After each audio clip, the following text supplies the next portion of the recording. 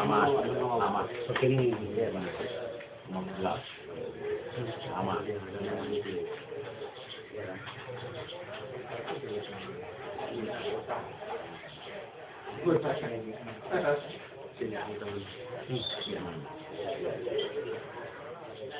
Yang pastilah kebetulan ini karena ya ini tiga tema Pak.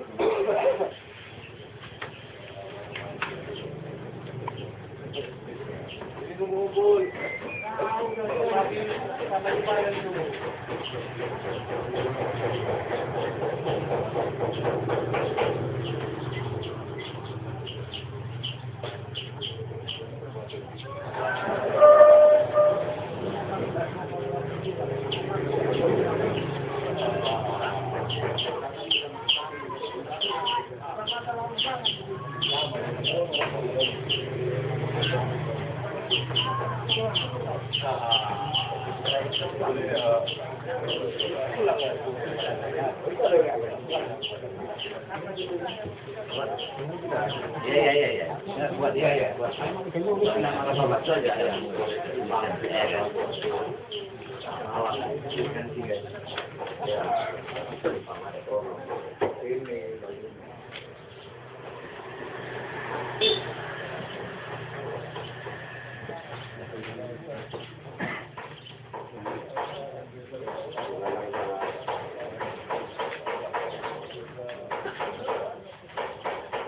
Mana ya? Kan bisa makan. Ya, makan. Ada apa saja itu dengan jelas. Dua saja. Pandangan domba. Kalau kasih gadis ya. Iya, itu kafe. Semuanya. Ini punya jangan tahu.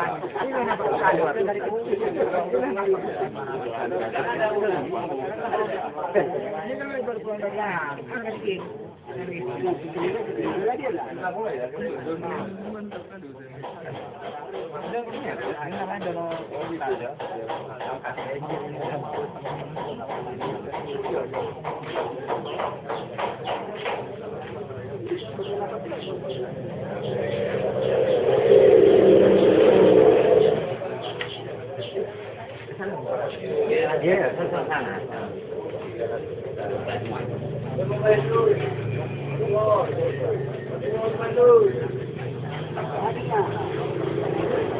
Ketua juga.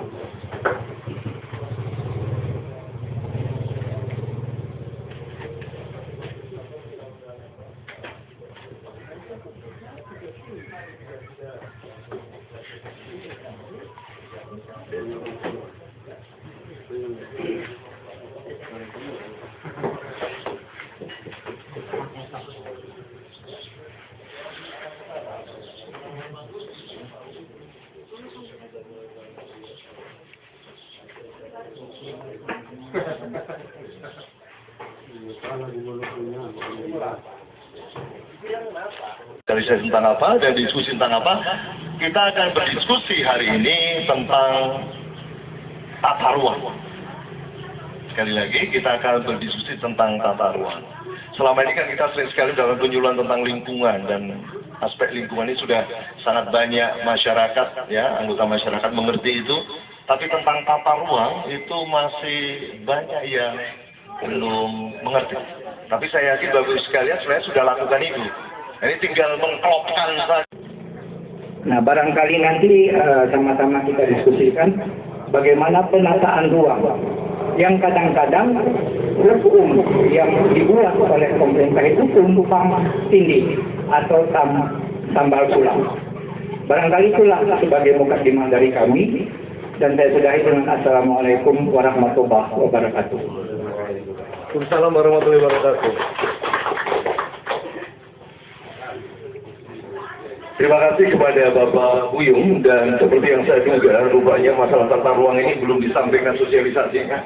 Sudah banyak yang sangat memahami, termasuk Bapak Buyung. Saya terkejut tadi waktu dia sampaikan bahwa tata ruang kita sudah rusak. Bahkan ada beberapa orang yang melakukan tadi itu, aktivitas yang merusak ruang itu dengan sengaja, dan bahkan sudah cukup menguasai sebagian dari lahan yang ada di kawasan ini. Itu luar biasa dan sangat mengharukan sekali. Dan saya terharu sekali secara pribadi karena beliau juga punya kepedulian yang luar biasa terhadap beberapa orang yang menjadi pahlawan tata ruang, termasuk Salim Kancil. Ya, dan ada semacam tumpang tindih di satu kawasan pantai, dan dia akhirnya sampai dia menyerahkan nyawanya untuk keseimbangan ruang atau keseimbangan tata ruang, beliau rela. Dan saya yakin di sini barangkali mungkin belum sampai tingkatan itu, tapi kita sudah mulai menunjukkan kepedulian kita. Dan memang kita perlu dan mulai sangat perlu kita mempertahankan ruang hidup kita ini supaya jangan diobrak-abrik oleh oknum dan orang yang tidak bertanggung jawab. Terima kasih Pak Buyung, ini penyemangat bagi kami. Jadi sebenarnya narasumber pertama sudah tampil, yaitu Pak Buyung, kan begitu kan? Ya, kita berikan tepuk tangan untuk Bapak Buyung. Luar biasa. Terima kasih sekali. Kemudian kita akan mendengar bersama-sama. Kebetulan ini merupakan pertemuan yang luar biasa indah. Kenapa? Karena bukan hanya teman-teman dari desa Percut saja berkumpul di sini, tapi juga ada dari desa tetangga. Itu yang luar biasa. Dan ini jarang sekali terjadi perkumpulan dimanapun tempat kami biasa melakukan penyuluhan atau pengabdian.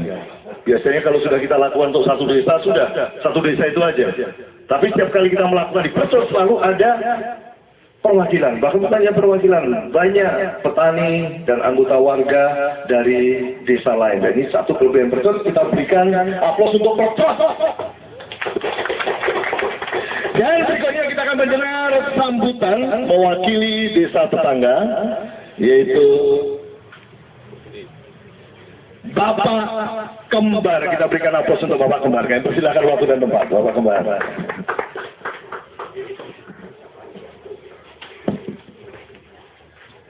Assalamualaikum warahmatullahi wabarakatuh. Waalaikumsalam warahmatullahi wabarakatuh. To the point aja. Terima kasih atas waktu yang diberikan kepada saya. Saya dari Desa Tintaraya, dan perlu bapak-bapak dari Tarukim Provinsi Sumatera Utara bahwa lahan pertanian yang ada di Desa Percut, terusus di Palu Ibu sini, itu kebanyakan yang mempunyai lahan itu adalah warga Desa Tintaraya, dan itu sebagian besar Pak. Dan terima kasih atas kehadiran pahlawan lingkungan kita, yaitu Bapak yang di sebelah sana, di mana beliau tadi sudah digambarkan sekilas bahwa beliau telah menerima Kalpataru dari Presiden Republik Indonesia. Itu sangat luar biasa sekali.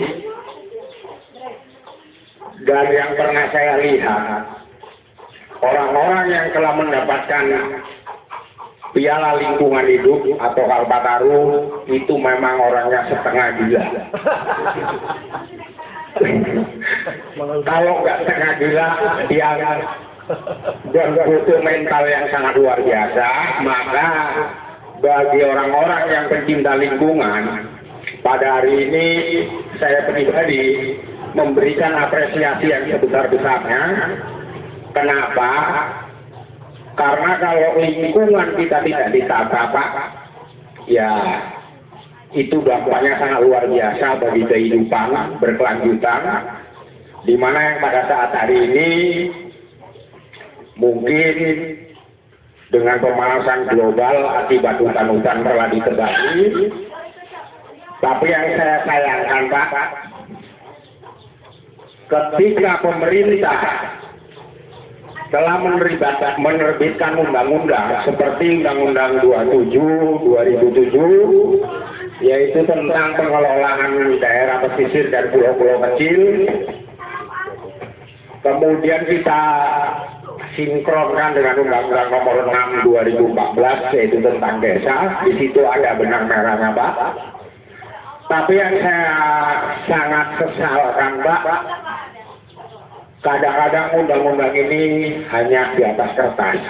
implementasi di lapangan itu tidak berjalan sebagaimana mestinya. Pada hari ini kita sangat prihatin sekali Pak. Perusak lingkungan itu telah dibebaskan oleh pengadilan. Betul, kami juga terkejut. Ini sangat luar biasa sekali. Artinya penegakan hukum itu belum pernah terjadi di Republik ini gitu Pak. Karena kalau bagi saya pribadi Pak, perusak lingkungan itu ya harus dihukum berat gitu Pak. Karena dia bukan hanya merusak orang yang ada sekarang ini, tapi orang yang belum muncul pun itu udah kena dampaknya gitu. Anak cucu kita akan merasakan akibat itu semua. Kemudian kita selalu kalah dengan korporasi Pak.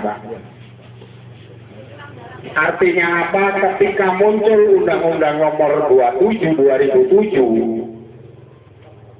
artinya kan pemerintah pusat itu ada keberpihakan pada daerah pesisir dan pulau-pulau kecil. Tapi kenyataan kita sering dikalahkan oleh korporasi dan pemodal besar. Seperti tadi yang disampaikan oleh Pak Boyo, bahwa di daerah kita dari timur sampai ke barat Palu-Mergu, timur itu dari Seituan sampai ke Palu-Mergu, itu sudah dikuasai oleh pemodal besar Pak. Dan itu sangat memprihatinkan sekali, dan jalur hijau kita sekarang ini juga udah nggak ada. Sehingga ekosistem itu juga udah sangat-sangat terganggu. Sehingga yang tadinya kita rata-rata ini petani Pak, ketika kalau orang Jawa bilang di bulan Ganter itu terjadi musim hujan, ini kadang-kadang musim ini udah nggak menentu akibat ekosistem udah memang nggak seimbang, udah rusak kan begitu. Jadi pada kesempatan pagi menjelang siang hari ini, saya pribadi sangat kagum atas prakarsa dari pihak Arukin ya. Kemudian dibawa lagi 2 orang yang sangat-sangat luar biasa. Gila tadi. Dan saya anggap itu memang orang setengah gila. Dan ketika undang-undang ini sudah diterbitkan, kalau bapak-bapak semua hadirin yang ada pada pagi menjelang siang hari ini, kita tetap merapatkan barisan, menyatukan barisan. Mau korporasi, mau pemodal besar, itu sebenarnya bisa kita lawan, kan begitu. Demi kelangsungan atau terjaganya ekosistem yang ada di daerah kita. Dan perlu saya sampaikan di sini Pak, baik pemimpin di Indonesia Pak, baik dari segala level, memang kita butuh pemimpin yang setengah gila Pak. Supaya bisa membawa perubahan yang secara revolusioner. Demikian, bila taufiq wal hidayah. Assalamualaikum warahmatullahi wabarakatuh. Waalaikumsalam warahmatullahi wabarakatuh. Aduh, terima kasih. Ini sebenarnya saya sudah malu kali ini. Karena kita mau melakukan sosialisasi tata ruang, tapi rupanya teman-teman dari Persur jauh lebih tahu soal tata ruang. Saya kalau nggak malu, kami sudah pulang ini. Kan itu kan. Terima kasih Pak Kembar, luar biasa. Kembarannya mana ini Pak Kembar? Ada di rumah. Ini baru datang separuh kembaran, sudah kayak gini hebatnya kan itu kan. Kalau dua-dua yang kembar itu nggak tahu apa nggak putus kita dibuatnya. Bapak Kembar, terima kasih sekali, luar biasa sekali. Materi yang mau kita sampaikan memang itu yang Bapak sampaikan tadi. Itu sudah selesai. Jadi pertemuan kita sudah bisa ditutup kalau gitu, kan gitu. Jadi intinya adalah keprihatinan kita terhadap ruang dan lingkungan yang makin rusak dan hancur-hancuran, dan orang saling tuduh-menuduh, tuding-menuding, dan siapa yang bertanggung jawab makin tak jelas. Daripada tuding-menuding, hari ini sebenarnya kita mau dan kepingin supaya kita memulai sesuatu yang berarti untuk ruang dan lingkungan kita. Sebenarnya inti tujuan dari pertemuan kita itu. Terima kasih Pak Kembar, dan ini nampaknya saya sudah bawa orang setengah gila 2, tapi jumpa di sini kami jumpa orang gila yang benar-benar gila. Jadi udah kena itu sekalian. Iya kan Kembar ya? Ya kita merasa udah setengah gila, lumayan datang orang yang paling gila. Oke, matur nuwun Pak Kembar. Terima kasih sekali. Nah, Bapak sekalian, alangkah tidak afdolnya kalau kita hari ini tidak mendengar sesuatu yang akan disampaikan oleh seseorang yang sudah menjadi teman dekatnya orang perguruan tinggi, teman dekatnya orang-orang taruking, teman dekatnya bahkan teman dekatnya orang bank, dan dia sudah jadi orang bank. Entah lagi direktur bank dia. Ya, dan kami berikan kesempatan kepada wakil dari kelompok Sari Tirta, kelompok Mangrove Citra Lestari untuk menyampaikan sesuatu. Kami sampaikan dengan hormat kesempatan pada Bapak Trisno. Kita berikan aplaus untuk Bapak Trisno. Silakan. Assalamualaikum warahmatullahi wabarakatuh. Sebenarnya semua ini sudah disampaikan kepada teman-teman kita, apa yang sudah diarahkan kepada masalah realisasi dan manfaat dan pengendalian manfaat uang kata secara optimal. Jadi saya hanya menambah-nambah aja apa yang sudah disampaikan kawan-kawan. Jadi masalah tata ruang, sebenarnya apa yang sudah disampaikan Pak Kembar, masalah ekstrim tadi. Apalagi di daerah Palu tadi ini adalah semua areal pertanian yang perlu diperhatikan, khususnya memang untuk desa Pecul. Namun begitu, yang saya bilang tadi apa yang disampaikan sama Pak Kembar, sebagian besar lagi petaninya itu memang banyakan dari warga Cintaraya. Jadi saya sebagai mewakili desa Pecul dan ketua kelompok, terutama di P3A dari kita desa Pecul, kami pun juga mengharapkan kepada tim dari tata ruang dan lingkungan provinsi tidak satu. Masih banyak sarana-sarana tata bangunan yang perlu diperhatikan, terutama pada lingkungan, terutama di daerah-daerah tetangga kami ini mengikuti dari 3 desa, yang mana selalu di waktu musim hujan itu selalu terjadi suatu banjir. Jadi kami mengharap kepada bapak-bapak tim yang ada yang datang di desa kami ini, mengharap juga kepada bapak supaya ini tolong diperhatikan. Memang sebagian memang sudah kami ajukan masalah proposal begitu juga dengan desa-desa lain juga. Jadi kami juga mengharap juga bagaimana ini supaya ada kelanjutan. Jadi apa yang dibilang tadi Pak Desa tadi, memang daerah pesisir kami ini memang di ekosistem masalah lingkungan dan tanah baku pesisir memang agak ekstrim. Jadi begitu juga di lingkungan, di wilayah masyarakat, pemukiman kami juga mengharap juga supaya ini pun ada suatu perhatian. Jadi juga itulah yang hanya kami yang bisa saya sampaikan supaya Bapak sebagai penyambung lidah di Dinas Taruking Provinsi, masalah tadi limbah banjir yang melalui ke desa kami ini kan mengikuti dari 3 desa. Jadi kami mengharap sekali. Hanya itulah yang dapat saya sampaikan. Wabillahi taufiq wal hidayah. Assalamualaikum warahmatullahi wabarakatuh. Waalaikumsalam warahmatullahi wabarakatuh. Kita berikan aplaus untuk Bapak Trisno. Bapak sekalian, jadi kita bersyukur sekali karena hari ini 4 tokoh, bahkan sampai ke tokoh yang kelima sudah sampaikan bagaimana keadaan real dari desa kita, dan beliau sudah sampaikan pandangan-pandangannya, dan beliau juga sudah sampaikan hal-hal yang menjadi kekhawatiran dan ketakutannya, dan sebagian bahkan sudah menyampaikan beberapa arah solusi yang akan begitu sekalian. Nah, untuk melengkapi itu, ya, kami justru menempatkan para narasumber yang kami bawa ini sebagai pelengkap, saya katakan. Karena Bapak sekalian sudah jadi narasumber utama pada hari ini.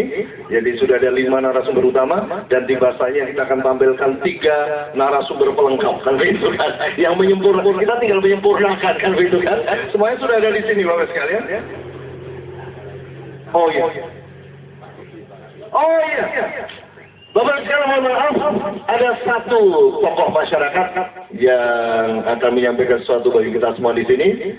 Mewakili dusun 9, luar biasa ini. Rupanya banyak teman-teman tetangga dusun yang hadir di sini, dan kita akan berikan dan kita akan sampaikan hormat waktu kita pada Bapak Rusli. Silakan waktu dan tempat Bapak Rusli.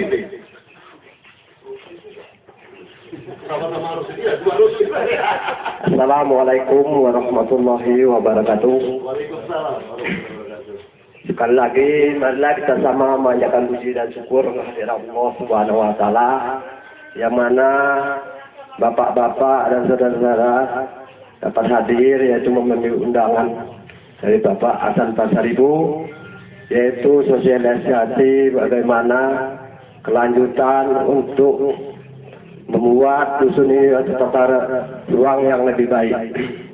Yang saya hormati yaitu Bapak Tarupin beserta rombongannya, yang saya hormati bapak-bapak dan saudara-saudara yang ada di dusun ini.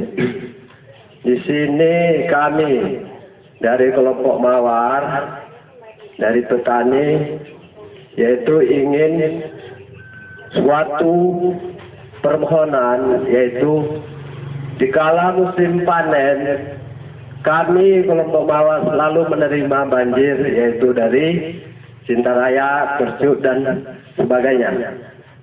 Kami juga sudah bermohon kepada desa, yaitu Musrebang dan yang lain-lain, untuk membuat peleningan. Namun kelanjutannya belum ada juga. Dan kami juga bermohon kepada Bapak Tarukim bagaimana caranya untuk melanjutkan peleningan ini supaya petani juga meningkat hasilnya, tidak mendapat kebanjiran. Memang banjir ini tidak tiap hari, tapi kadang setahun sekali. Tidak menentu banjirnya, kadang bulan 12, bulan 1. Dan untuk ini saya tidak berpanjang lebar kata-kata saya. Hanya sekian dari saya. Wabillahi taufiq wal hidayah. Assalamualaikum warahmatullahi wabarakatuh. Waalaikumsalam warahmatullahi wabarakatuh. Terima kasih Pak Rusli. Bapak sekalian, tadi kita sudah mendengar bersama bahwa ada satu persoalan lagi, khususnya di dusun 9, yang persoalan banjir. Dan ini semua persoalan yang sebenarnya nanti persoalan ini akan dibahas, dipandu pembahasannya oleh Pak Mas Rizal. Dan itu adalah narasumber yang akan membawakan materi yang pertama kita. Nah, supaya waktu bisa berjalan dengan baik, dengan lancar, langsung saja kita berikan kesempatan pada Bapak Mas Rizal untuk menyampaikan materinya. Kita berikan aplaus untuk Bapak Mas Rizal. Silakan Pak Mas Rizal. Ya, kita keliling. Ya, atau keluar ruangan ini kan, keluar halaman ini. Di sini aja biar jangan sore. Ya, di depan Pak Kembar.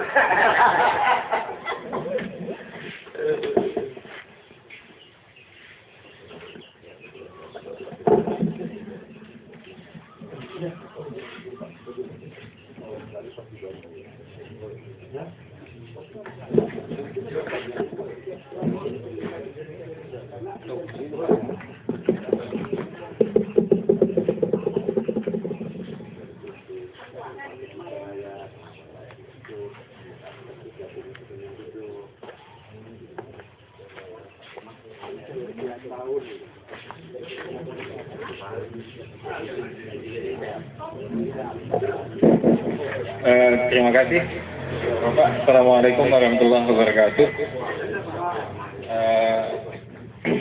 Sebelumnya saya senang sekali bisa diseret oleh Pak Yusak, bisa berkumpul dengan bapak-bapak sekalian untuk sebenarnya saya ingin menyerap ilmu ke sini, Pak. Jadi agak berlebihan dari Pak Yusak mendeskripsikan saya, karena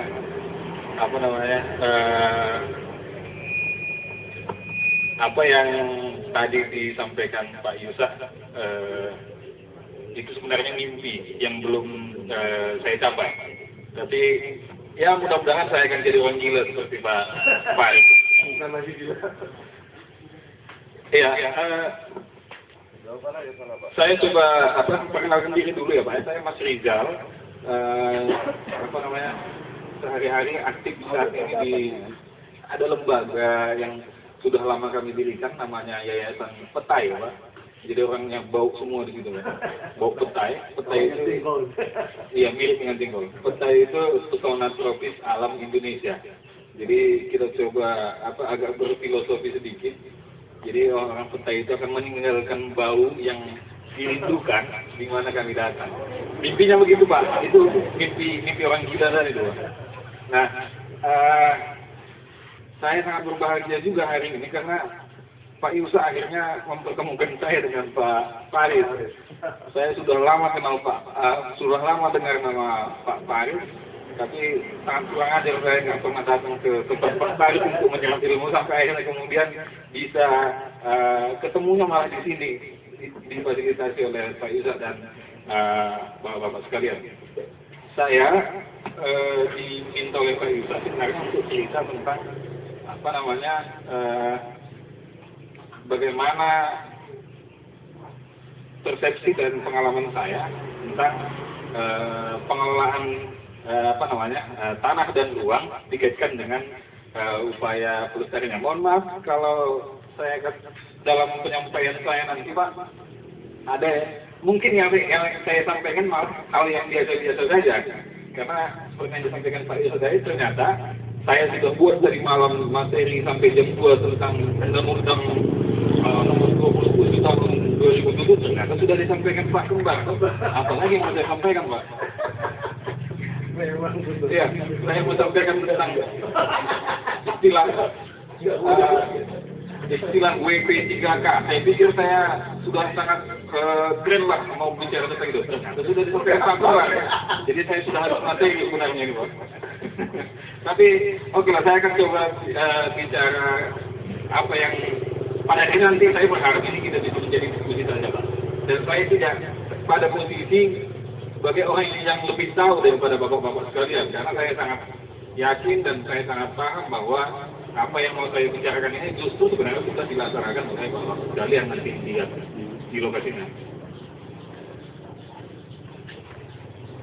Tentang pemanfaatan ruang dan tanah, kalau di bahasa resminya ruang itu ini sebelumnya mohon maaf Pak, tadi kami ada kesalahan teknis, jadi ada media untuk sorot menyorot itu tidak terbawa dan kami mungkin belum sempat juga memperbanyak bahannya, jadi saya juga harus punya alat bantu, jadi mata saya sebentar-sebentar akan melihat ke alat bantu ini.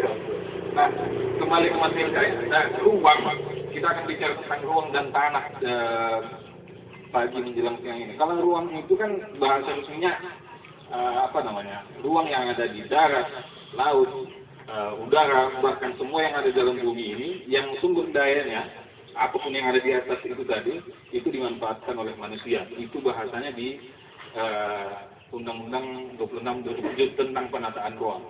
Kemudian kalau tata ruang itu adalah wujud dari struktur dan pola ruang. Struktur itu tentang sarana, prasarana, misalnya jalan Pak, itu struktur. Kemudian pola ruang, pemanfaatannya ada termasuk budidayanya. Misalnya kalau bawa ke sini ya pesisir lah gitu. Itu tata ruang. Sedangkan penataan ruang itu proses perencanaannya. Ini nanti yang akan kita singgung. Nah, bagaimana dengan wilayah pesisir? Yang tadi sudah disinggung oleh Pak Kembar. Wilayah pesisir itu apa? Daerah peralihan, ya, ekosistemnya antara darat dan laut. Jadi pertengahan itulah yang namanya wilayah pesisir. Jadi bapak inilah yang sedang ada di wilayah pesisir ini. Nah, tadi pemateri utama tadi yang 5 orang beberapa sudah memberikan pemetaan permasalahan sebenarnya Pak. Tadi Bapak Kembar, Pak Rusli, dan semuanya sudah membuka dengan mengidentifikasi permasalahan. Tadi bahkan sudah ada yang membuat peta aktor siapa yang menguasai tanah. Sudah sampai di situ yang dilakukan oleh Bapak sampai pagi tadi. Nah, tadi juga sudah sempat membahas adanya nggak sinkron nih dinas yang ini dengan dinas ini, kemudian desa yang satu dengan desa yang lain, itu kan masalah Pak. Nah, bagaimana jalannya untuk menemukan solusi dari masalah ini? Itulah yang diperlukan namanya penataan ruang di wilayah pesisir. Nah, kalau bicara wilayah pesisir, kita akan banyak nanti membahas tentang kekayaan sumber daya alam dan jaga lingkungan yang seringkali itu tidak tergarap, tidak terpikirkan. Kenapa? Karena itu tadi justru bapak-bapak kadang lebih sibuk ataupun disibukkan untuk ngurusin yang itu tadi, permasalahan-permasalahan itu, sehingga lupa ada sebenarnya dasar lingkungan yang bisa dimaksimalkan. Bagaimana dengan masyarakat pesisir? Ya bapak-bapak ini, bapak dan ibu yang ada di wilayah ini.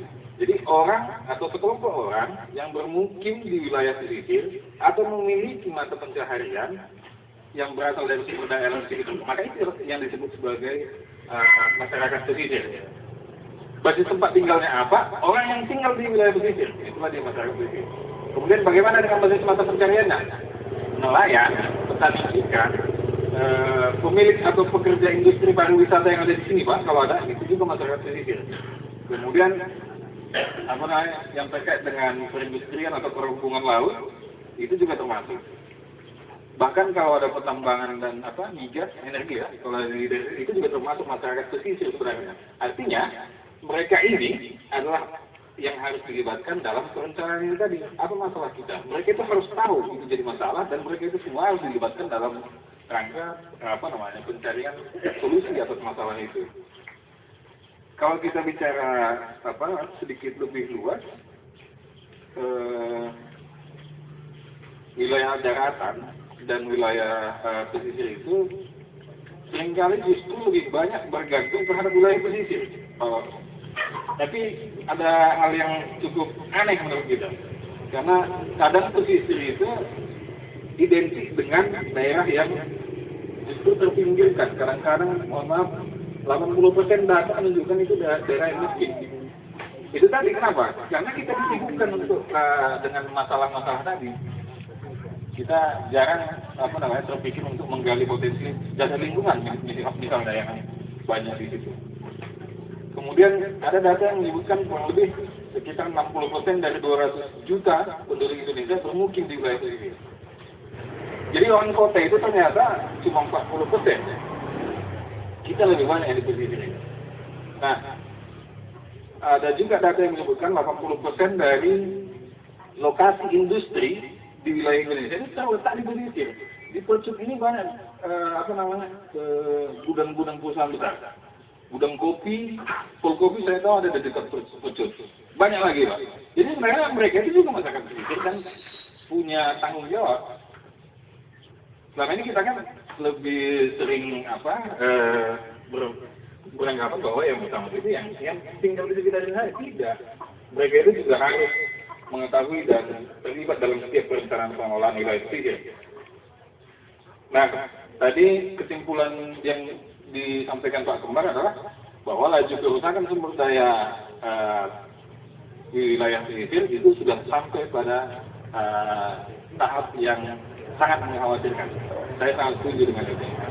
Nah, ada lagi kalau kita bicara tentang keanekaragaman hayati ataupun konservasi di laut, ini juga sangat kaya.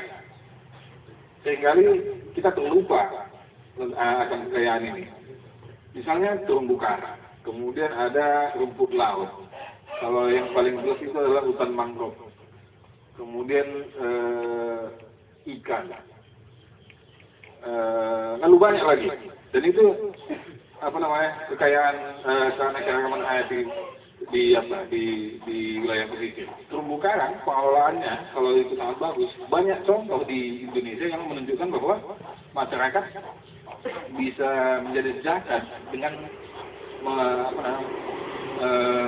baik pengelolaan terumbu karangnya. Mangrove misalnya gitu. Kemudian kenapa wilayah pesisir itu perlu untuk dikelola dan dimanfaatkan? kita akan coba mulai dari masalah-masalah ya Pak. Tadi sudah sempat dikatakan oleh Pak Kembar, Pak Rusli, dan bapak-bapak yang lainnya. Yang pertama adalah konflik pemanfaatan dan kewenangan. Kewenangan dinas itu tadi kan, ada kebijakan yang tidak sinkron antar satu instansi dan instansi yang lainnya. Kemudian pemanfaatannya juga nggak sama antara persepsi satu dinas dengan dinas yang lainnya. Itu masalah besar di wilayah pesisir. Yang kedua adalah anggapan bahwa wilayah pesisir adalah wilayah miskin. Data menyebutkan 80% penduduknya masih termasuk kategori miskin dan dengan tingkat pendidikan yang rendah. Saya nggak tahu dengan bapak-bapak sekalian, apakah kita harus menyetujui ini atau tidak? Karena kalau tidak, artinya kita harus mulai untuk peduli dengan yang namanya pendidikan. Anak-anak itu adalah investasi besar ketika pendidikan baik, maka saya berpikir itu akan sejalan dengan peningkatan kesejahteraan masyarakat pesisir. Saya ingin cerita sedikit, ada teman saya di Dusun 19, dia punya program, namanya Rumah Baca-Baca di Dusun 19. Itu teman saya, agak gila juga orangnya. Jadi dia tahun lalu menerima penghargaan dari Menteri Pendidikan sebagai inisiator perpustakaan mandiri terbaik di Indonesia. Jadi pintu dia adalah melakukan pendidikan ke anak-anak. Tadi sebenarnya sasarannya adalah para orang tua. Jadi dibuatnya lah rumah baca-baca. Sayang sekali memang dia nggak bisa datang. Tadi saya coba undang, dia nggak bisa datang karena dia lagi di luar kota. Maksud saya adalah model-model seperti itu yang menurut saya perlu diperbanyak di desa ini. Saya berharap itu bisa direplikasi, bisa ditiru di sini Pak. Jadi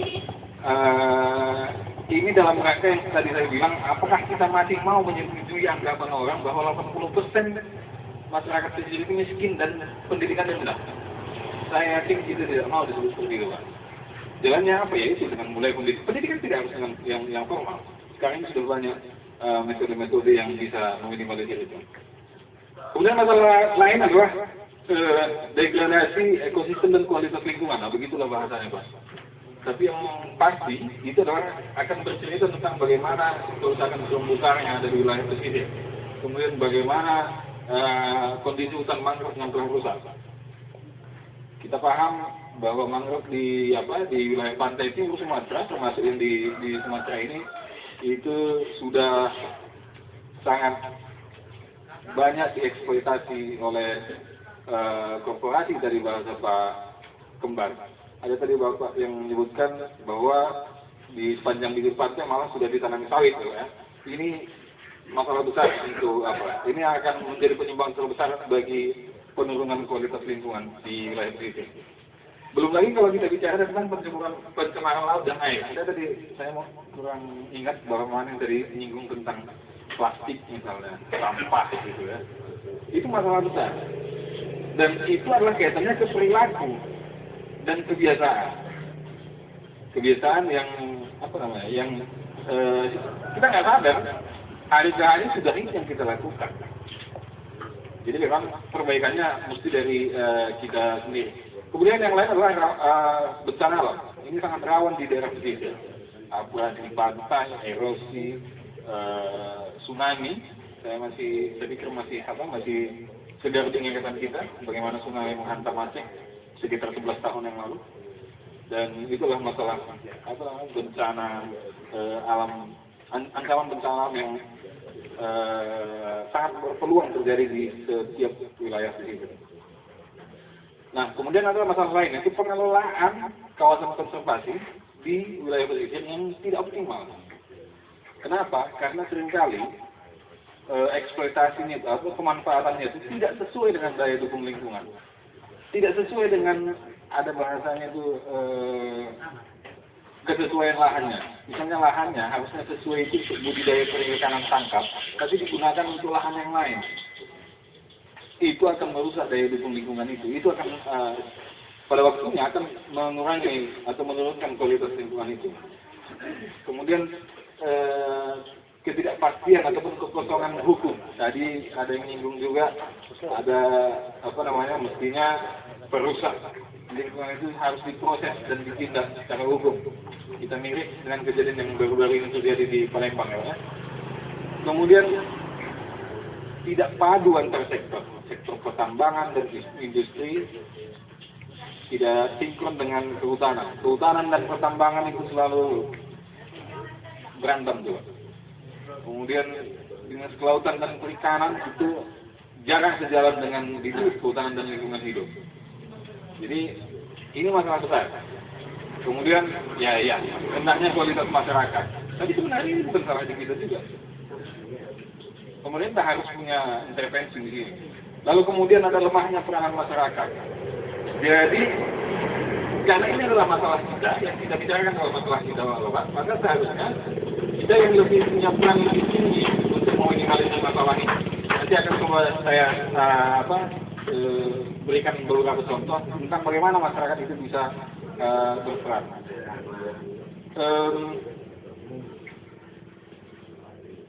Saya sebenarnya ada tampilkan beberapa gambar-gambar kondisi kerusakan di pantai dan saya sekali tidak bisa ditampilkan.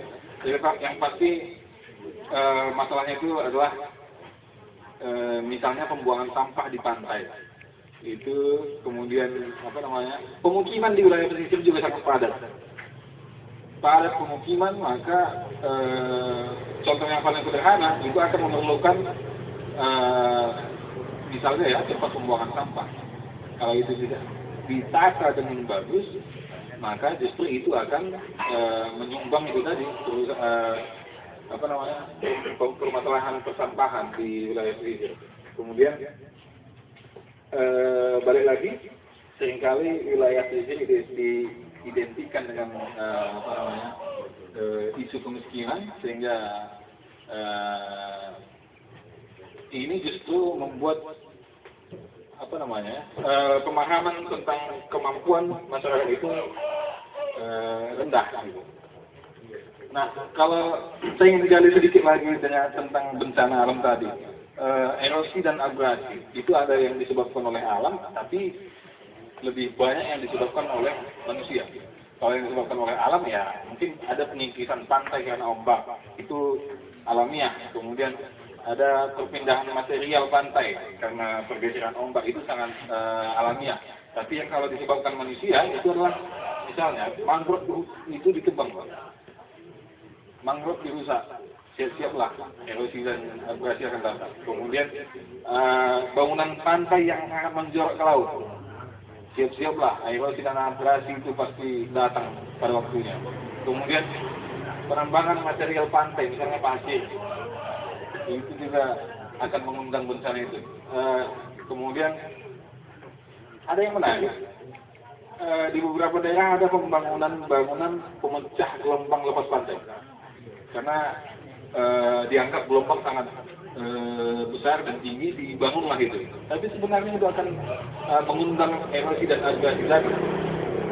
Lalu kemudian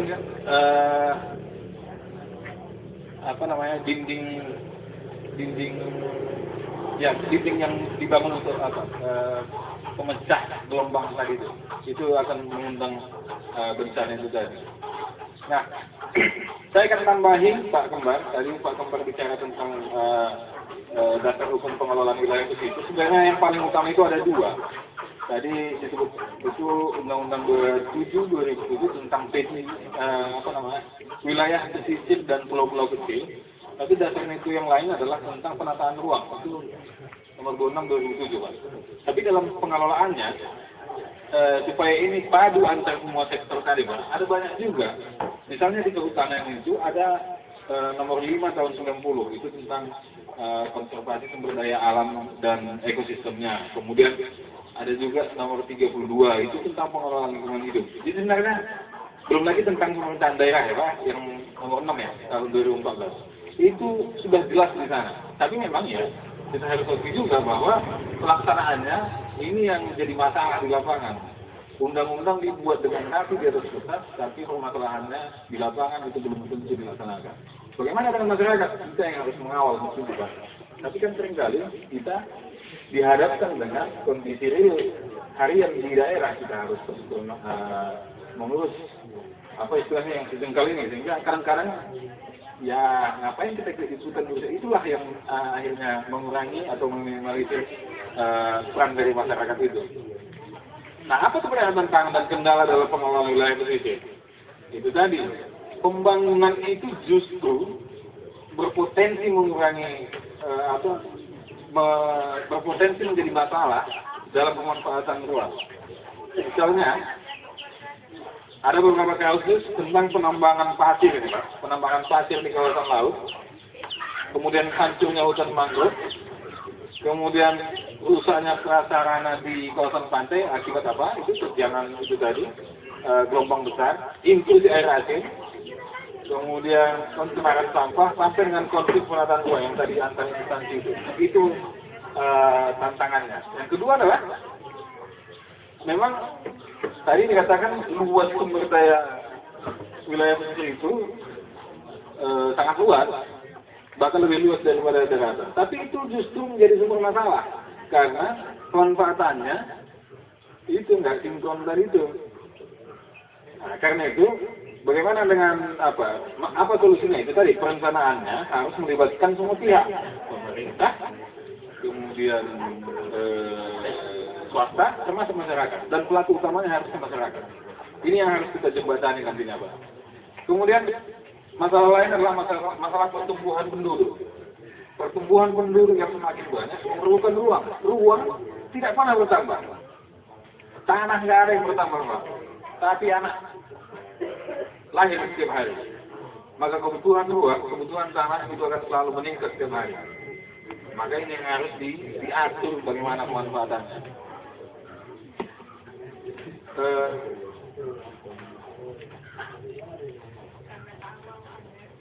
Saya coba runutkan lagi bagaimana seharusnya masyarakat itu dilibatkan, dan itu dijelaskan di Undang-Undang 27 tadi itu, Pak. Masyarakat harus terlibat di 4 hal, Pak. Pertama, perencanaan. Yang kedua, pemanfaatan. Yang ketiga, pengawasan. Yang keempat, pengendalian. 4 hal ini masyarakat harus ikut. Setiap unsur dari 4 kegiatan itu, Bapak dan Ibu harus ada. Nggak boleh, jangan biarkan pemerintah dan konsultan ada yang di situ. Bahkan swasta juga, jangan dibiarkan mereka sendiri di situ. Masyarakat harus ada. Inilah yang bisa menjamin kepentingan masyarakat, kepentingan Bapak terjamin di dalam pengelolaan wilayah pesisir itu. Nah, kemudian akan ada yang namanya pengaturan zonasi, Bapak. Kalau di Undang-Undang 27 ada 4 zonasi itu. Kemudian pengaturan rencananya, itu juga ada 4 hal yang masyarakat harus terlibat. Pertama adalah rencana strategis, yang kedua rencana zonasi, yang ketiga rencana pengelolaan, yang keempat rencana aksi pengelolaan. Semua ini Bapak harus ada di dalamnya. Jangan sampai Bapak tidak ada dalam setiap tahapan itu. Dan yang paling penting di undang-undang itu dijelaskan, pemerintah daerah wajib untuk menyusun semua rencana itu. Artinya, pelaku utama dan orang yang harus ada di situ di setiap kegiatan itu adalah Bapak sekalian. Nah, contoh pengaturan di bidang usaha, Pak. Karena wilayah pesisir banyak juga nanti bersinggungan dengan wilayah usaha. Contohnya itu misalnya, apa yang boleh dan apa yang tidak boleh. Yang tidak boleh, misalnya itu perlu diatur, Pak. Pengambilan atau penambangan terumbu karang. Kemudian eksploitasi mangrove atau hutan bakau itu tidak boleh, misalnya. Kemudian penangkapan jenis ikan langka dan lindung itu tidak boleh, misalnya. Yang boleh apa? Harus diatur juga dong. Misalnya pemanfaatan untuk pariwisata, konservasi, pertanian organik, misalnya. Kemudian peternakan itu boleh. Nah, ini harus diatur dalam setiap perencanaan itu tadi.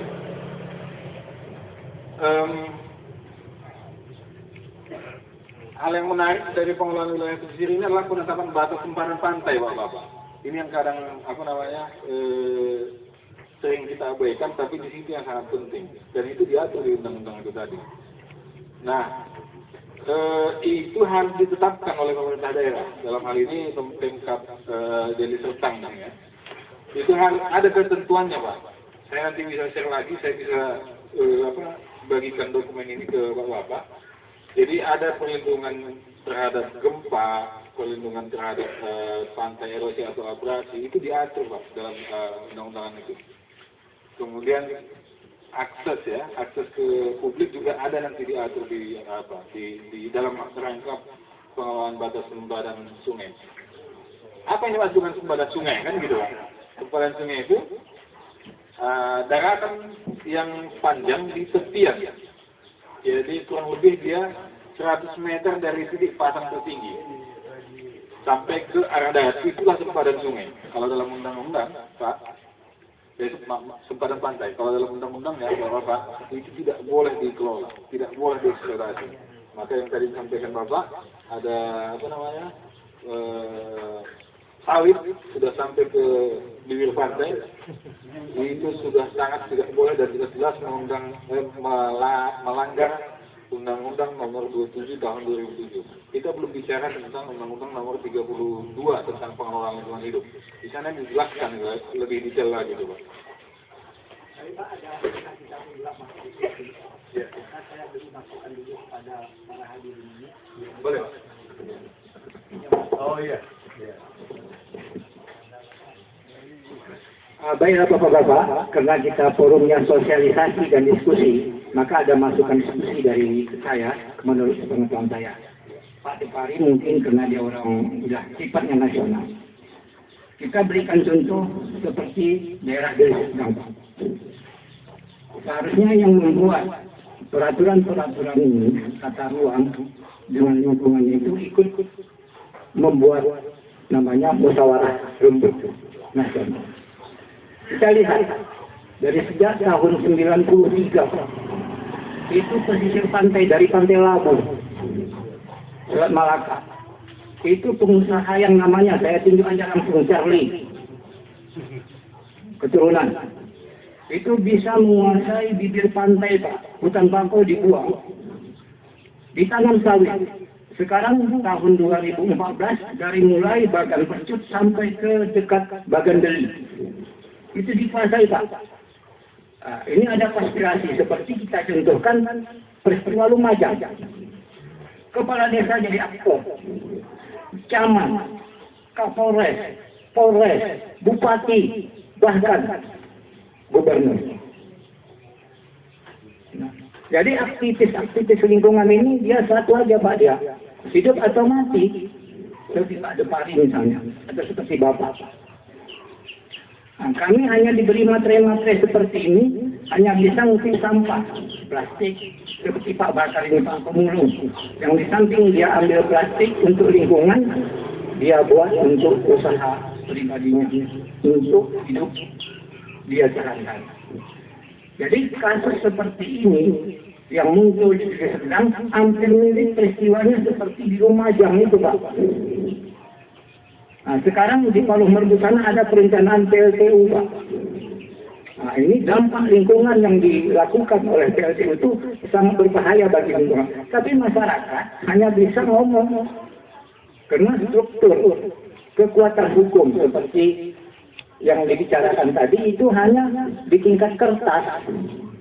Tapi bupatinya terlibat nanti dan kabelnya terlibat, kantikmasnya terlibat semua. Cepat duit semua, Pak. Nah, yang saya herankan ada walhi namanya yang disahkan oleh pemerintah. Tapi walhi punya Pak Doi. Barangkali ini masukan untuk kita bersama. Sekian dan terima kasih. Terima kasih, Pak. Ya, saya pikir memang kalau kita akan bicara gerakan, maka gerakan itu dasarnya harusnya dari masyarakat atau kami biasanya hanya memfasilitasi nih, Pak. Saya nggak tahu nanti arahnya akan sampai kemana ini. Tapi saya pikir itu bisa jadi identifikasi permasalahan nanti. Bisa jadi akan menjadi rumusan. Apakah itu nanti akan sampai ke sana aksi dari yang akan kita lakukan. Saya coba lanjut sedikit lagi, Pak. Saya akan bicara tentang ini. Ada contoh seharusnya yang bisa ditiru di daerah ini. Namanya Daerah Perlindungan Mangrove Berbasis Masyarakat, DPM BM. Ini sudah diterapkan di daerah Belawan, ada 3 desa di sana. Saya kurang ingat persis nama desanya, tapi dia di dekat sana. Jadi DPM ini adalah sistem pengaturan yang dibuat dan direncanakan oleh masyarakat tentang perlindungan mangrove. Jadi hutan mangrove ini yang akan melindungi kepentingan hidup masyarakat yang ada di sana, dan itu diakomodir di sistem perundang-undangan. Apa tujuan DPM ini? Itu sebenarnya dia untuk meningkatkan produksi perikanan di sekitar mangrove, kemudian memperbaiki keanekaragaman hayati mangrove, ikan dan biota lainnya. Kemudian ini berpotensi untuk ditingkatkan menjadi tempat tujuan wisata. Selain itu akan memperkuat masyarakat dalam pengelolaan mangrove dan bisa jadi untuk lokasi penelitian bagi perguruan tinggi, misalnya nanti bisa jadi semacam wilayah-wilayah pengabdian.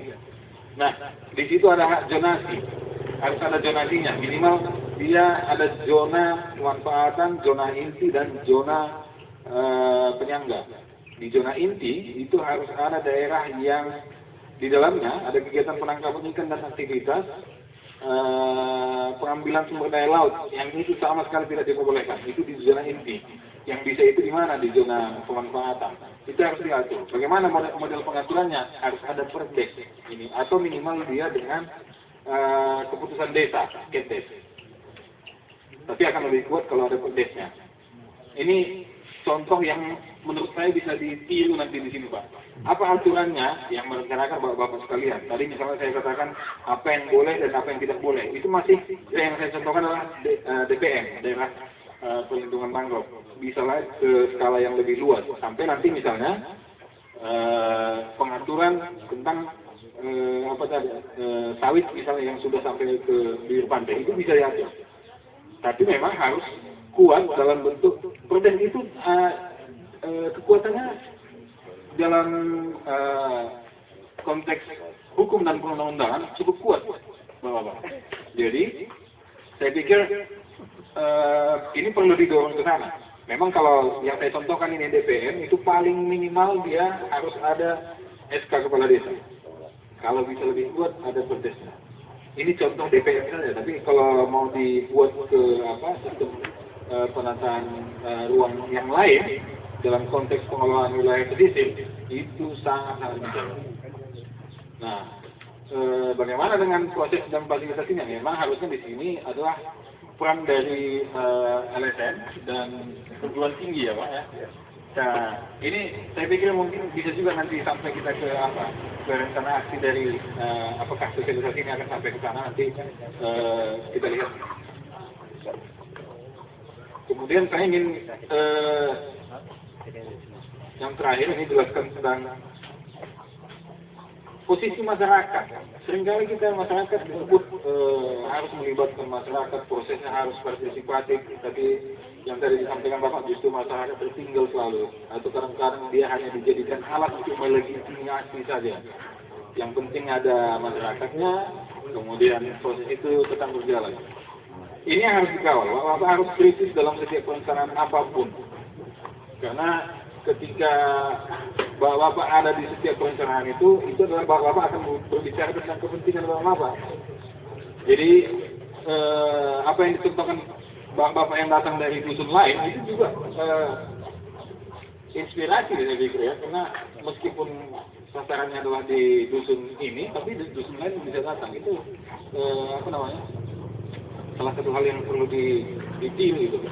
Nah, tantangannya dalam setiap pelibatan masyarakat ini adalah begini Pak. Belum terbiasa masyarakat kita, apalagi masyarakat pesisir, dalam mengekspresikan keinginannya. Misalnya, sebenarnya lahan saya ini maunya dibuat seperti ini, kampung kami ini maunya dibuat seperti ini. Itu belum terbiasa. Kalau ada pun mungkin hanya beberapa orang ya, yang sudah itu pun juga sering dia ikut dalam diskusi atau kegiatan-kegiatan semacam ini. Itu yang pertama. Yang kedua adalah bisa jadi juga meskipun sudah disampaikan keinginan atau rencana tadi, pengambil keputusan dalam hal yang pemerintah misalnya mengabaikannya. Jadi dua hal ini memang sering terjadi.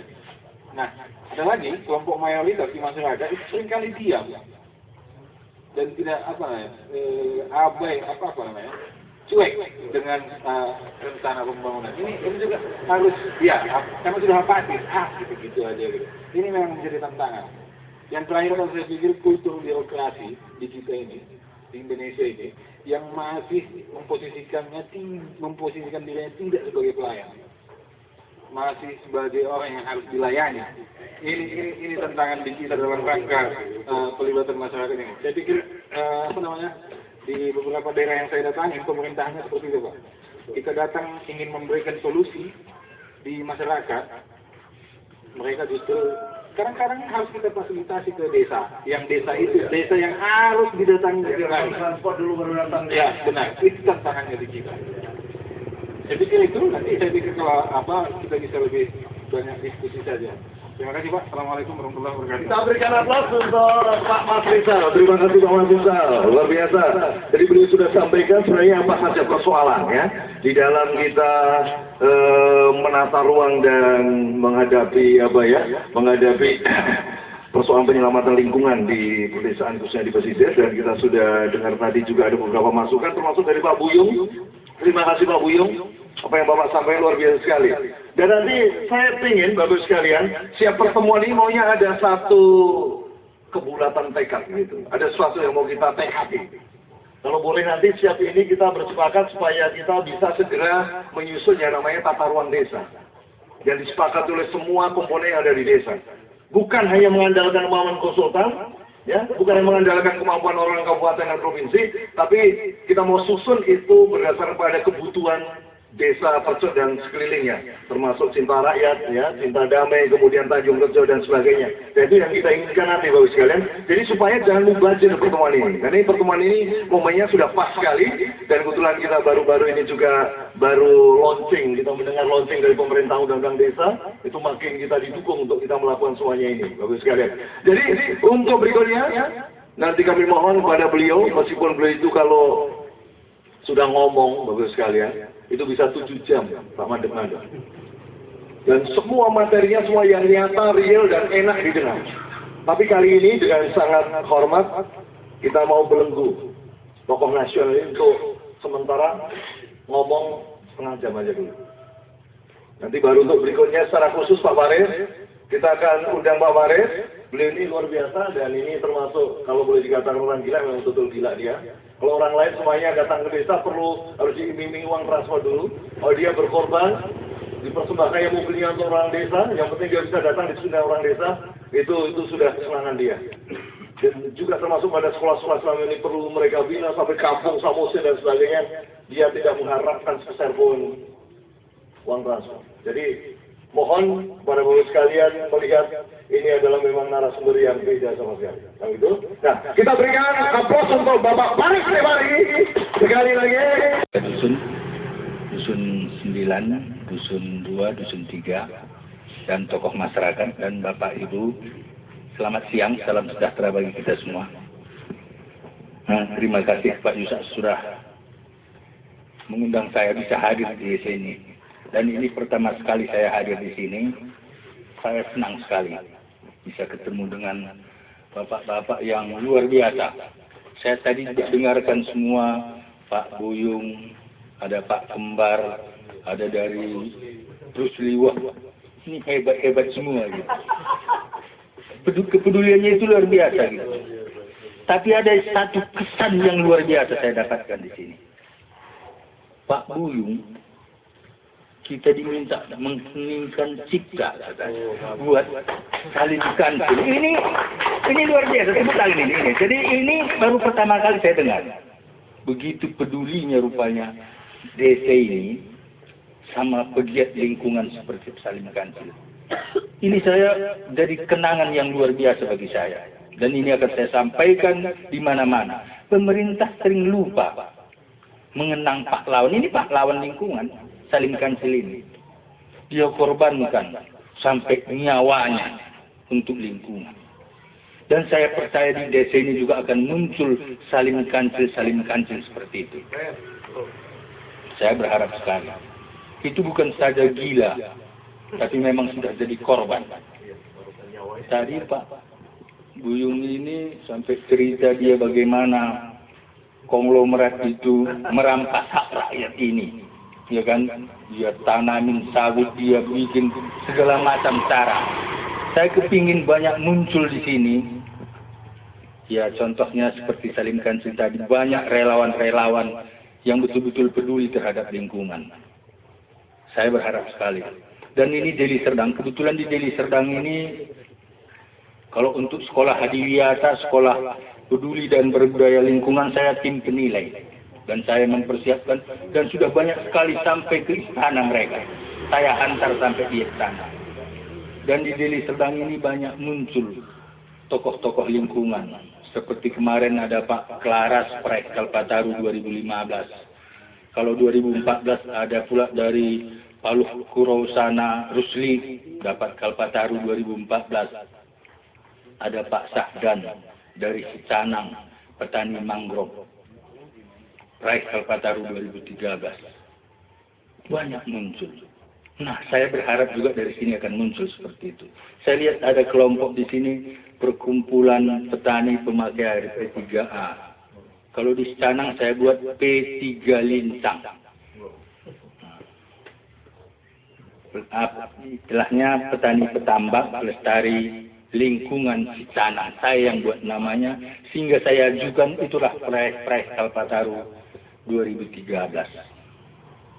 Saya akan datang lagi kemari khusus mempersiapkan kelompok di sini. Di Deli Serdang ini banyak kelompok-kelompok yang peduli lingkungan. Dan hari ini kalau kita berbicara pemanfaatan ruang dan tanah secara optimal. Ruang itu nggak beda dengan lingkungan hidup. Ya kan? Ya, jadi sama aja nih itu, lingkungan. Cuman ini beda dinasnya. Ada dinas penataan ruang dan pemukiman, ada lingkungan hidup, badan lingkungan hidup. Kalau di Deli Serdang Bapedalga katanya, badan pengelolaan daerah, badan pengendalian dampak lingkungan. Bapedalga satu-satunya di Indonesia, cuma Deli Serdang yang beda. Dan kita harus bangga dengan Deli Serdang ini. Deli Serdang ini peraih penghargaan terbanyak di Indonesia tahun 2015. Dapat Kalpataru, dapat Adipura, dapat Adiwiyata Nasional, dapat Adiwiyata Mandiri, dapat Prasamya. Itu semua dari Presiden. Saya kebetulan yang mendampingi di Jakarta. Jadi saya tiap tahun terus hadir. Siapapun yang mendapatkan itu. Dan hari ini kita berbicara di tata ruang tadi kan. Saya kira sudah banyak tadi masukan. Ini masih sedikit yang bicara. Kalau semua kita berbicara, saya kira ini sampai 3 hari juga nggak selesai kan gitu. Ada masalah sampah, ada masalah hutan mangrove gitu. Jadi kebetulan di Deli Serdang kan ada juga pengelola bank sampah. Di sini juga bisa didirikan. Dan tempat tinggal kita ini saya juga kagum juga. Ada tanaman-tanaman hias bagus-bagus. Ini bukan pilih ini kalau di Medan sana ini harganya 200.000 satu pot. Kenapa nggak dibanyakkan aja di sini gitu? Cara pembuatannya juga nggak kalah sulit, ya kan? Bikin 3 warna, 5 warna. Kebetulan saya yang melatih ini gitu. Saya pendiri Bank Pohon di Indonesia ini, pendiri Bank Pohon. Saya sudah dirikan ada 14 bank pohon di Indonesia. Saya kasih pelatihan bagaimana teknik mengembangkan tanaman dengan mudah. Melalui stek, sambung pucuk, okulasi, cangkok, mudah. Hitungan menit bisa pintar kita semua. Jadi kalau saya di sini setengah hari semua pintar, cara mengembangkannya mudah kok. Kalau kita lihat di Tanjung Merawah sana, muncul penangkar-penangkar banyak yang sudah jutawan dan milioner juga banyak. Jadi nggak sulit. Jadi dari sini kalau saya lihat lahannya juga subur ini. Saya dengar tadi, ini daerah ini sering kena banjir. Iya kan? Kenapa banjir? Ya karena kita yang rendah, ya kan? Kalau kita yang tinggi masa kita kena banjir? Kan ini ada masalah. Jadi jangan, nggak akan mungkin kita nggak kena. Orang kita udah terlanjur dapat lokasi yang rendah begitu. Iya, ya kena banjir. Masalahnya macam mana mengatasinya kan ini. Itulah dibuat pertemuan ini. Nah, jadi misalnya kanalnya dikorek, sungainya, ya kan. Jangan dangkal dia. Terus jangan kita buangi sampah ke parit sana, ya kan. Kalau kita buangi ya macam mana nggak. Air tadi sumbat semua gitu. Bodoh-bodoh aja lah kita bikin. Jadi semua kita harus kerjasama. Jadi dengan adanya kelompok seperti ini, kalau dia kerjasamanya bagus, pasti bagus.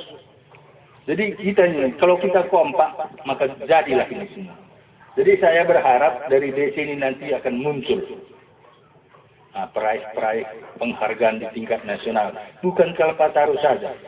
Ada kader konservasi alam katanya. Ada kelompok petani mangrove, ada kelompok tani, misalnya yang tani sawah juga boleh gitu. Semua boleh diajukan, banyak penghargaan nasional. Saya sudah 7 mengajukan orang dapat penghargaan Kalpataru tingkat nasional. 7. Berarti 7 ini aja saya sudah 7 kali ke istana. Saya meraihnya 2003. 2003 saya dapat itu, 2004 saya dirikan Bank Pohon, itulah menghantar saya kemana-mana. Saya tim Asoka. Asoka internasional itu 70 negara. Bayangkan kalau Pak Yusak tadi sudah sampaikan nggak tamat SD katanya. Betul, cuma kelas 5. Kenapa bisa? Syaratnya nggak payah. Berani. Seperti Salim Kancil tadi. Berani, punya kemauan. Kalau kita nggak berani macam mana mau tampil gitu. Saya di depan presiden pun ngomong seperti ini, peduli amat dengan siapa saja nggak ada masalah. Di depan semua menteri, di Universitas Indonesia, saya sudah 2 kali diundang kasih kuliah umum. Lucu kan? Masa SD ngasih kuliah umum gitu? Pesertanya rektor ini, profesor doktor, biasa. Gitu. Jadi kita pun semua ini, saya juga orang desa. Seperti Bapak, kita sama ini. Cuman untungnya saya sekarang ini berdiri di sini kan. Padahal kita sama. Jangan-jangan Bapak lebih hebat semua dibanding saya. Gitu. Bang, Kak tamat SD bisa gitu. Jadi nggak ada yang nggak bisa sebenarnya. Semua punya kesempatan seperti itu. Jadi jangan pernah, nggak mungkin. Itu Pak Sahdan yang dari Cicanang. Kebetulan ada pembuatan bibit di sana, kebun bibit rakyat katanya ada KBR. Saya kebetulan pengawas, saya lihat. Terus istri Sahdan ini asal saya datang dihidangkannya makanan. Enak dibikinnya kan. Saya pikir ini baik kali nih ibu ini. Terus saya bilang, ini nanti suami ini saya ajukan dapat Kalpataru, dapat 2 tahun ke depan ini ibu nanti sudah ikut ke Istana Negara ketemu dengan presiden. Gila Bapak kata istri. Saya buktikan ini. Nggak sampai 2 tahun, 1 tahun setengah, sampai dia ke istana. Duduk paling depan, bertemu presiden dengan semua menteri disalami. Nggak ada yang nggak mungkin. Pak Rusli dari dari Hamparan Perak. Itu bisa sampaikan, nggak mungkin lah Pak katanya. Sama istrinya juga ikut ke Jakarta. Sampai istrinya nggak pernah naik pesawat, nggak berani naik. Nggak jadilah Pak katanya. Udah terkencing-kencing ini. Enggak lah Pak kata. Enggak ada, nanti jatuh Pak, nanti habis minyaknya kayak ini. Saya yakinkan dia. Kalau pegang tanganku pasti bisa. Pegiat lingkungan. Nah, pegiat lingkungan. Jadi saya pendiri Bank Pohon 2004. Penerima Kalpataru 2003. Terus juara kader konservasi alam tingkat nasional juara satunya di 2008. Penerima Satya Lentana Pembangunan Bidang Lingkungan Hidup 2013. Penghargaan Asoka Internasional. Kalau penghargaan Pak itu rumah udah penuh lemarinya, ada 50 penghargaan gitu. Tapi kan bukan itu tujuannya kan gitu Pak. Tujuan kita bukan seperti itu. Saya lebih bangga kalau ketemu dengan bapak-bapak di sini. Tambah saudara kan gitu ini. Kalau piala tadi kadang udah ada sarang laba-laba di situ, Pak. Karena nggak diperhatikan itu. Nggak itu yang dikejar. Tapi saya bangga ini tadi, makanya saya sudah berkeluarga, punya anak 5. Istri berutarigan. Anaknya nggak kayak bapaknya, anaknya ada yang udah S2, S1 gitu semua. Nah, itu mungkin karena dia punya semangat untuk belajar. Karena bapaknya dulu ada pun semangat, nggak ada duitnya. Mungkin bapak saya karena anaknya banyak, nggak bisa disekolahkan. Jadi sampai kelas 5 selesai, baru narik becak. Ya kan? Jadi kalau bapak nanti mau tahu, kalau PND itu dia pernah dulu putar film, bagaimana sejarah kehidupan. Kalau TVRI ada dibuat filmnya 1,5 jam, kroni kehidupan Paris sendiri. Jadi dia mulai dari narik becak, tidur di bawah pohon, dijatuhi biji mahoni, terus begitu ada ceritanya. Sampai dia menjadi pegiat lingkungan. Jadi kalau sekarang setelah mengelola bank pohon, ini bikin jutaan, menghasilkan luar biasa. Yang saya juga terakhir kementerian mengundang untuk mendirikan bank pohon di provinsi lain. Sekarang ada 14. Terus saya berpikir begini, kalau ini banyak pun itu semua, banyak duit kita, toh kalau mati ditinggal semua kan Pak? Saya nggak mau lagi itu ngurusin yang begitu-begitu. Saya lebih senang kalau begini. Jadi bukan masalah duitnya, tapi kecintaan terhadap lingkungan ini penting. Jadi sebagai pegiat lingkungan, saya masuk di sekolah-sekolah, SD, SMP, SMA, SMK, semua saya masuki menciptakan sekolah peduli dan berbudaya lingkungan. Muncul di Indonesia sekolah-sekolah seperti itu, dan ini mendapat penghargaan semua dari Presiden. Nah, termasuk mempersiapkan kelompok kader lingkungan hidup di setiap daerah di Indonesia ini. 30 provinsi saya sudah jalani semua. Saya bisa terbang 150 kali per tahun. Dan saya nggak pernah membiayai. Jadi kalau Bupati Deli Serdang pun tiap tahun 4-5 kali dibiayainya saya berangkat ke Jakarta itu. Jadi untuk kegiatan-kegiatan lingkungan. Makanya kalau cerita lingkungan itu saya bukan hanya cerita, bisa nanti Bapak buktikan bahwa ini pasarnya lagi butuh Pak, kurang pembicara-pembicara lingkungan. Jadi seperti ini Pak Kembar, Pak Buyung ini kan, kita yang ini berbakat ini, ada bakatnya juga ini ya kan. Makanya jangan ditanggungin. Nah, mulai Bapak kira-kira kalau mau nampil itu kan Pak, kira-kira orang yang belum buat itu apa? Saya buat bank pohon 2004, datang orang Jogja dibikinnya bank sampah 2008. Terkenal dia. Bank sampah muncul ribuan di Indonesia, sehingga di Kementerian Lingkungan Hidup Kehutanan sudah ada aturan. Yang mau dapat adipura harus punya bank sampah. Yang mau dapat adiwiyata sekolah harus punya bank sampah. Dan saya juga ikut sosialisasi bagaimana menciptakan bank sampah. Jadi kalau saya ke Jakarta, saya akan sampaikan bagaimana menciptakan bank sampah, memilah, dan bagaimana membuat 3R, ya kan? Reduce, recycle katanya itu kan. Nah, jadi semua nggak ada payahnya. Jadi jangan pernah kalau nggak ada sekolah kita, macam mana nanti membuatnya gitu. Nggak usah, yang penting kerjakan. Saya bahasa Inggris kan nggak tahu. Tapi pernah ya saya ke Singapura sana, jalan-jalan sendirian, sama-sama bahasa bisu sama orang sana sama nggak tahu. Dia kan, sini, bahasa Inggris dia, ayo ke sana, cuman dia pun bingung dia kan, ini singa yang ada air dari mulutnya itu keluar, itu bilang ya kan, ini gini pula, dibawanya juga ya aku tengok yang ke tempat singa yang keluar dari itu, bawanya ke situ, bawa lagi tuh, bisa kok jalan, jadi nggak masalah tahu. Nggak tahu aja pun kalau ada keberanian, bisa. Begitulah saya keliling kemana-mana. Dan nggak pernah takut. Saya, waktu konflik Aceh, saya sering ke sana. Tokohnya agama sama saya berbicara tentang lingkungan. Jadi teman, nggak ada masalah. Jadi jangan pernah, yang penting begini, hidup ini, pikirkan yang positif. Kalau niatnya baik, hasilnya pasti baik. Kalau niat kita jahat, gimana mau hasilnya baik, Pak? Kalau tadi aku kemarin niat, saya nggak jadi kemarin. Tapi aku yakin kalau niat kami, Pak Yusa ini kan kemarin kan jelasnya baik. Untuk kita semua kok di sini, kami mau kepingin bersaudara dengan bapak-bapak di sini. Nanti bapak itu aja sudah dia mau kepingin tahu lebih jelas lagi sama kita yang bapak enggak memperkenalkan kan. Jadi udah lengkap alamatnya Pak, tadi belum ya Pak. Alamatnya Jalan Cicerponi nomor 36. Nomor HP saya Pak 0813 6177 2002. Ya, ya. 0813 6177 2002. Pak Haris sendiri. Kalau apa bisa telepon mau nanya apa aja nanti boleh kita diskusikan, iya kan?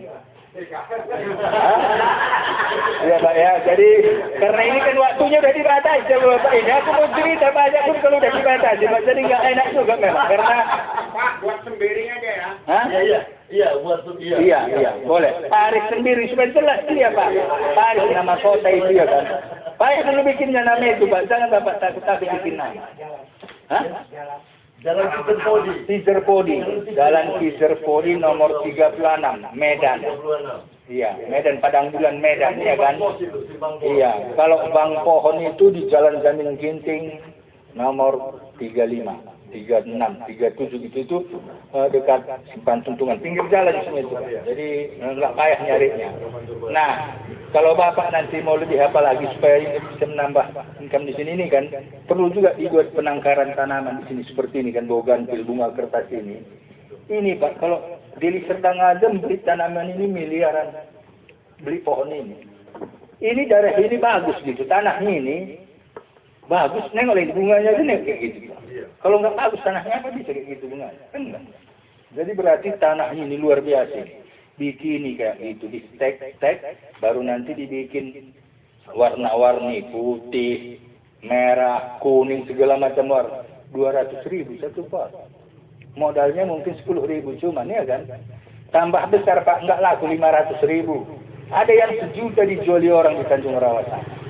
Kayak sikas anaknya semua boleh semua bikin bibit mangga. Apa sih payahnya? Begitu. Bila perlu kalian mau lebih terkenal lagi, bikin lagi sini bank sampah. Kalian kelola bank sampah, laporkan ke bupati kami punya bank sampah, bantu kami. Bilang kan dibantunya. Supaya kita terkenal ada bank sampah. Bikin lagi biopori. Terakhir nanti begini, sampaikan sama kepala desa di sini. Siapkan sumur resapan, siapkan lubang resapan biopori. Maka dinilailah ini menjadi kampung hijau. Pemenangnya nanti udah didapat lagi hadiah terkenal kita kan. Bikin ini semua. Terus ini pertemuan ini kan ada dokumentasinya ini. Ini juga bernilai buat kelompok ini. Udah pernah sosialisasi dari tata ruang misalnya. Ini udah punya nilai. Jadi jangan kita pikir pertemuan kayak gini nggak besar manfaatnya. Ini luar biasa.